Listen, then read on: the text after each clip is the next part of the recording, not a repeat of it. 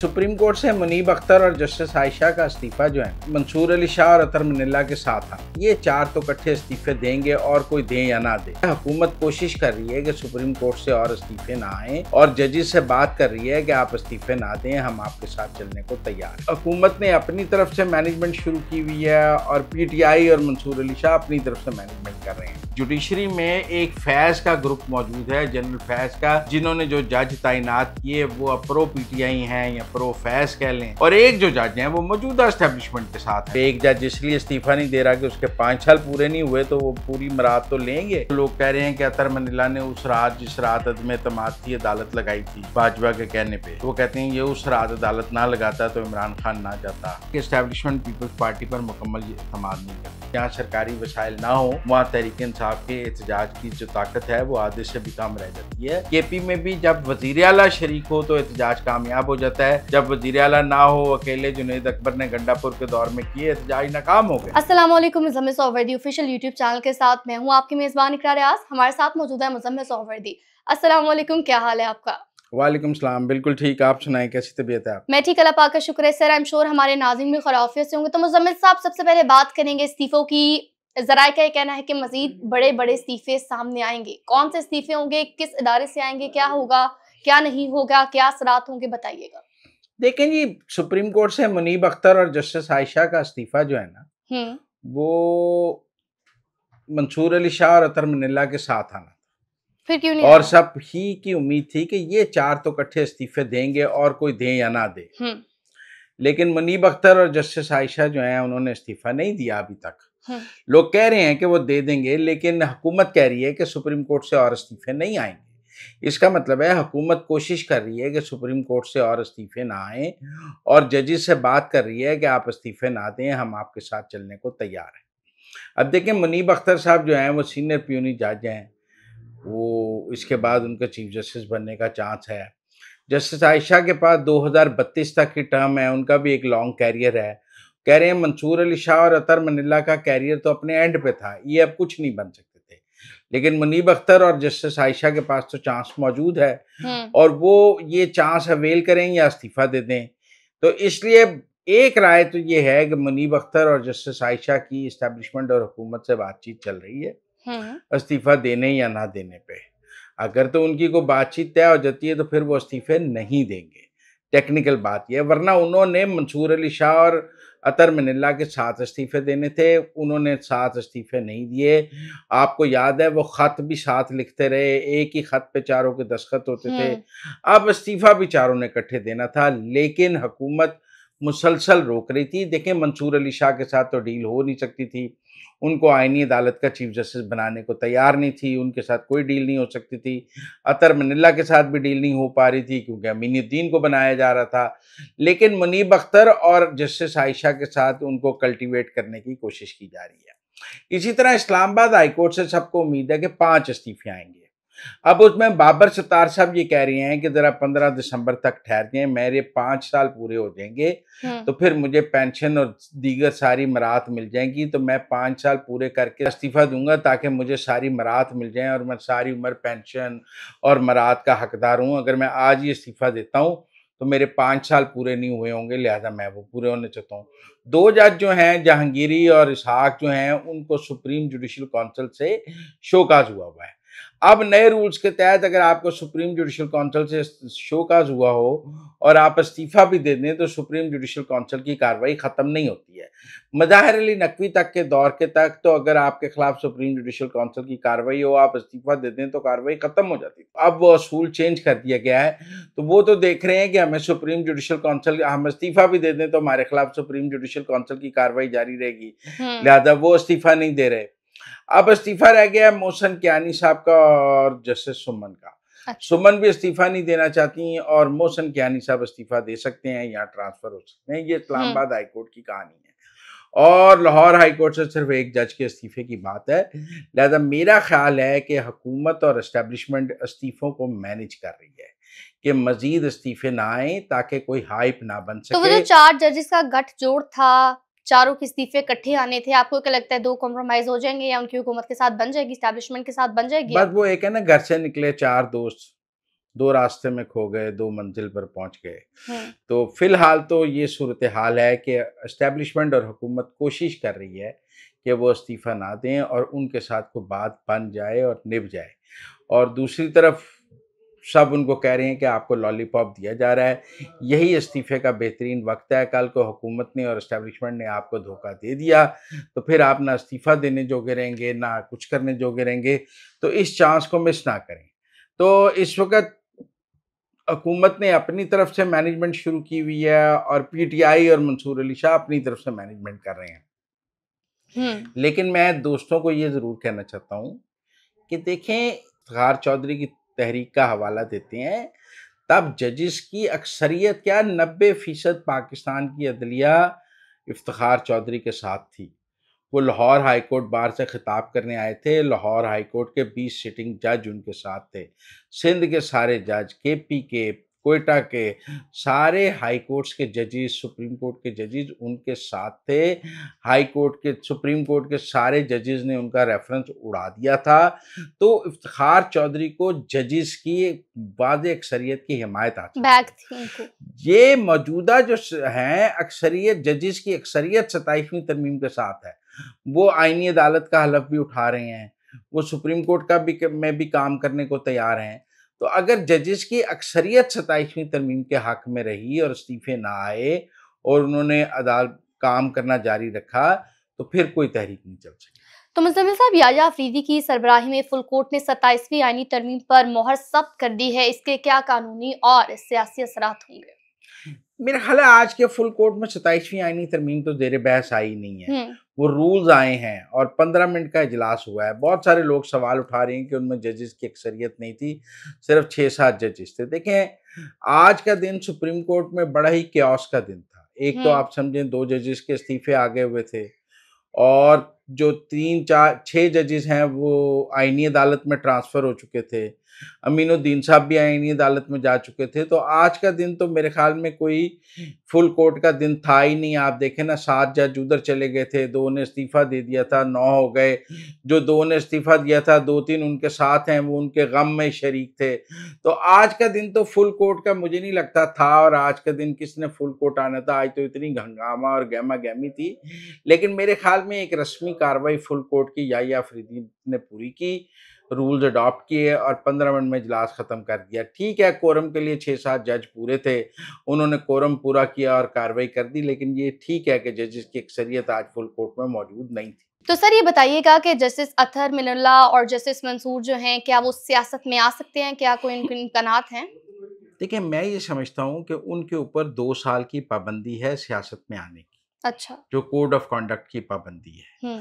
जो कोई journal retire हो तो उस पर भी होती है, कोई ब्यूरोक्रेट रिटायर हो तो उस पर भी होती है। उसी तरह जजेस पर भी 2 साल की पाबंदी मौजूद है सियासी सरगर्मियों के हवाले से, जैसे जनरल बाजवा पे मौजूद थी। तो अब वो जो 2 साल की पाबंदी है वो अतर मनिल्ला और मंसूर अली शाह को किसी सियासी जलसे में या सियासी सरगर्मी से तो रोकती है, लेकिन ये बारों से खिताब कर सकती हैं। आप देखिए, मंसूर अली शाह साहब को लाहौर बार ने दी है और अतर मनिल्ला को इस्लामाबाद बार ने दी है, कराची बार भी। तो ये तो हो सकता है कि ये मुख्तलिफ बार्स में खिताब करने जाएँ।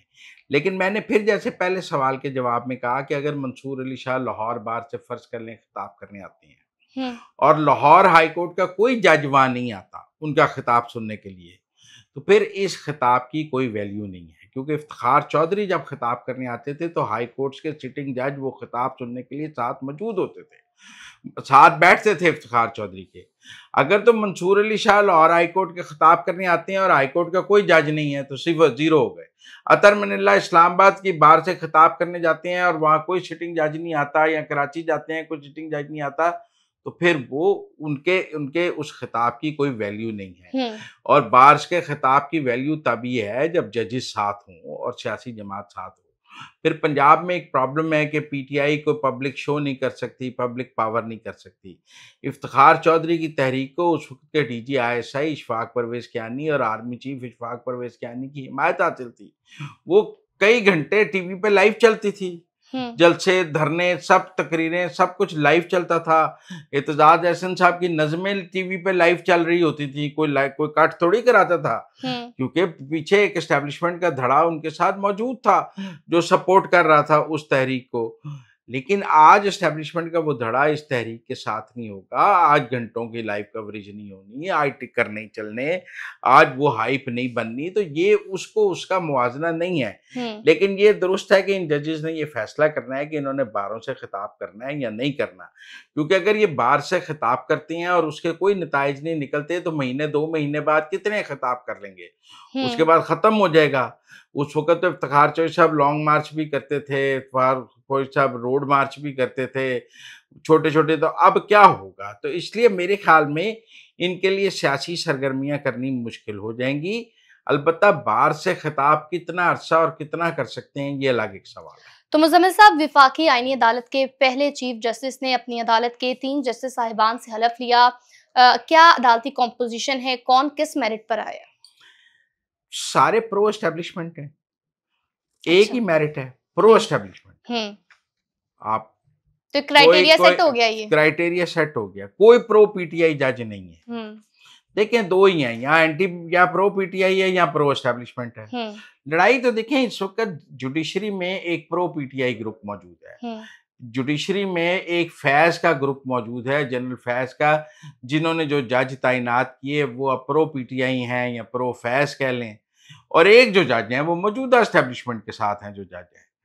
सवाल ये है कि जो इस वक्त प्रो एस्टेब्लिशमेंट या प्रो जज हैं उनको वो आईनी अदालत में आ रहे हैं, जो प्रो फैज़ या प्रो पीटीआई जज हैं उनको आईनी अदालत में आने की जगह नहीं मिल रही, और उनको वैसे भी उनके लिए ज़िंदगी ज़रा मुश्किल हो रही है, और उन्हीं के इस्तीफ़ों की बात हो रही है। तो क्राइटेरिया सिंपल है, प्रो पीटीआई, प्रो एस्टेब्लिशमेंट। तीसरा कोई क्राइटेरिया इस वक्त मौजूद, बीच का कोई रास्ता नहीं है, तीसरा कोई क्राइटेरिया मौजूद नहीं है।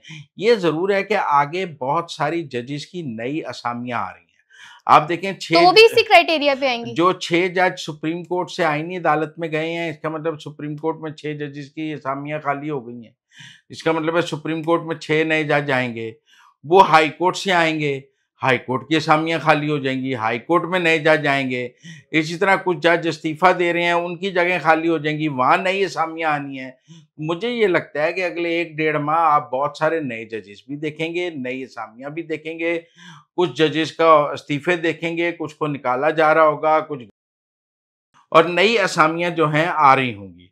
अब बहुत सारे वकला ने जज बनना है। आप देखें ना, जो बार्स के सदूर हैं, ये बार की सियासत करते हैं, वो सारे जज बनना चाहते हैं, वो सारे जज बनना चाहेंगे, कुछ रिटायर्ड भी जज बनना चाहते हैं। तो मुझे लगता है अगला 1 माह जो है वो काफ़ी हलचल का है, नई तैनातियाँ होनी, नई तकर्रियाँ होनी, नया सब कुछ होना, तो उसको देखने में काफ़ी आपको और मुझे एंटरटेनमेंट रहेगी। तो मुज़म्मिल साहब, क्या वकला तहरीक चलेगी?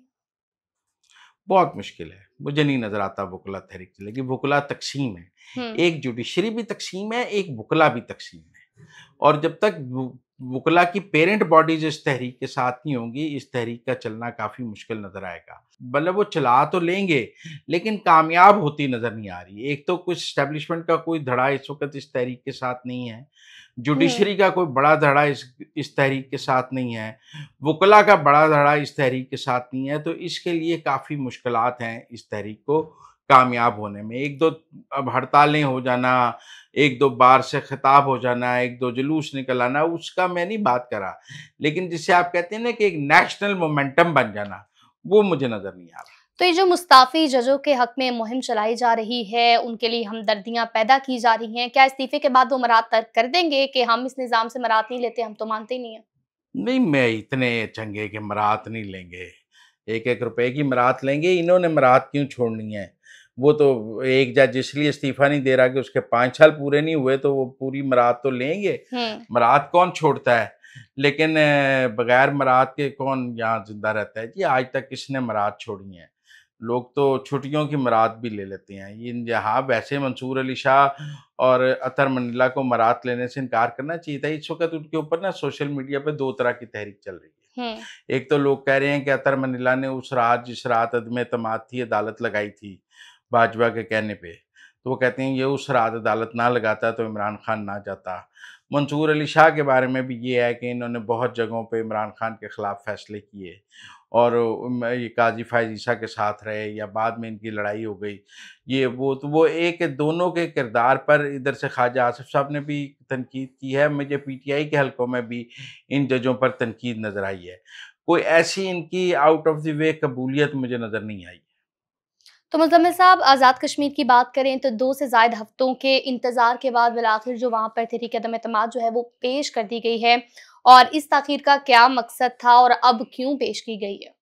देखिए, एक तो ये ज़ाहिर होता है कि एस्टेब्लिशमेंट पीपल्स पार्टी पर मुकम्मल एतमाद नहीं करती। तभी तो उन्होंने कहा कि 27वीं आईनी तरमीम के बाद अदम एतमाद आएगी। इसका मतलब है पीपल पार्टी पे शक था कि हो सकता है ये 27वीं आईनी तरमीम पे कोई चक्कर ही ना चला दें।